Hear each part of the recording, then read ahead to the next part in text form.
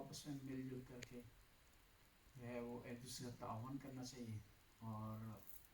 اس تعاون کا آغاز انہی میٹنگوں سے، ملاقاتوں سے، اور مل بیٹھ کے جو ہمارے آپس میں سیشن ہوں گے ان سے جو ہے وہ کیا جا سکتا ہے۔ خاص طور پر اس زمانے میں ان ممالک میں جہاں ضرورت ہے کہ ہم اپنے بچوں کو، جوانوں کو قرآن کا تعارف کروائیں، ان کے سامنے جو ہے دوسرے احکام کا، ارکان کا تعارف کروائیں۔ ضروری ہے کہ محبت اہل بیت، نبی پاک کی آل کبھی ہمیں درس دیں، اور انہیں بتائیں کہ جہاں نماز پڑھنی ضروری ہے اور واجب اور فریضہ ہے، روزہ احکام میں سے ہے، دوسرے عبادی احکام ہیں، وہاں